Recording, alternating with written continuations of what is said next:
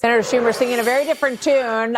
Several years back, he said Maduro must go. He must be ousted. But that's what he is saying today. So with that, we bring in Pennsylvania Republican Senator Dave McCormick, whose committees include foreign relations and energy and natural resources. Senator McCormick, welcome. It's great to have you here. Good afternoon, Martha. What's your interpretation of what the president is saying when he talks about having some kind of control over Venezuelan oil for sure and, levers with the government for quite some time? Well, first, I think we have to look at phase one of this that created this moment of opportunity. Was an incredible, magnificently orchestrated law enforcement, military and intel operation that did something that most people would not have imagined possible and brought Maduro to the United States as the indicted criminal, and so he can be prosecuted. But what it also did is set the stage for phase two. And phase two, as you say, we have enormous leverage because of the military capability and because of the control of those oil resources. And I think there's four goals that the president and Secretary Rubio have laid out. Number one, we got to stop the flow of drugs into the United States. Venezuela is a huge transshipment hub. Number two, we have to stop it being a safe haven for our adversaries, our enemies, Iran, China, Russia. That is, and Cuba. That is whose Venezuela supports. Three, we have to unlock the opportunity with the oil industry. Just to put this in perspective, in 1975, Venezuela produced 4 million barrels a day. Today, it's 600,000. It's fallen apart because of this collectivism, this socialist system, and it needs new investment. It needs Western know-how. And the president's making that happen. That's going to be great for the Venezuelan people. It's going to be great for the United States. It's going to be great to bring Venezuela into the Western Hemisphere, an ally of the United States.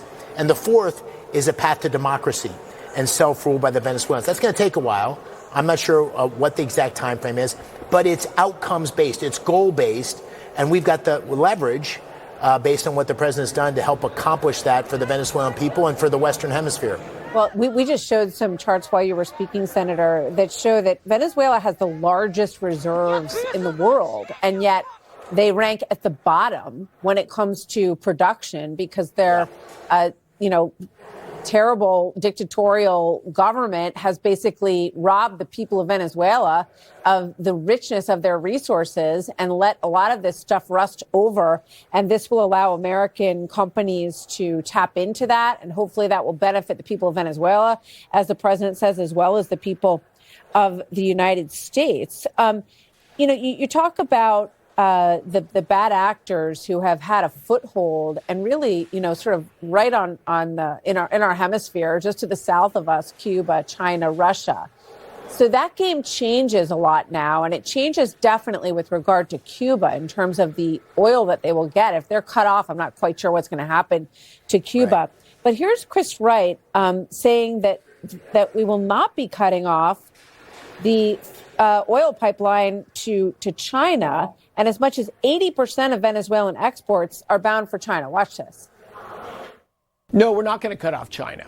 The illicit trade in oil with Iran and Russia, the illegal gun running stuff, that's going to be cut off and stopped. China is a giant commercial economy. And no, China is going to continue to buy Venezuelan oil just like the rest of the world will as well. What's your response to that, Senator? Well, there's two things that have to happen. One is, as you say, Venezuela has 17% of the reserves and 1% of the global exports. So we have to unlock that potential and increase oil production dramatically, and that'll benefit everybody. And I think the Secretary is right in the sense that we want to first focus on the illicit trade with our adversaries, Iran, focus on the illicit trade with Russia. And then ultimately, as the United States and Venezuela work together, it'll have the opportunity to access global energy markets, but also be a close partner of the United States, dependent on United States technology, United States investment. We want this in our sphere of influence to support America's goals. And that's why this operation in Venezuela was truly an America first operation. It's great for Venezuela, yeah, but it's great for America. Absolutely. Real quick on this U.S. Senate vote, President Trump saying that this was a vote that would advance a resolution that would supposedly block President Trump from further Venezuela military action, although we have no boots on the ground right now as it is, and it's difficult to see how this has any teeth. But President Trump saying Republicans should be ashamed of the senators that just voted with Democrats and attempting to take away the power to fight and defend the United States of America. He names Collins, Murkowski, Paul, Hawley, Young should never be elected to office again. Your reaction to that, Senator? Well, I made very clear. I thought the president was operating within his authorities, Article 2 authorities. I was in the 82nd Airborne at the time that the United States invaded Panama. Very similar situation. And Democrats in the majority in the House and Senate celebrated George Bush 41's mission to do that. So this is politics that's happening with the Democrats introducing this resolution.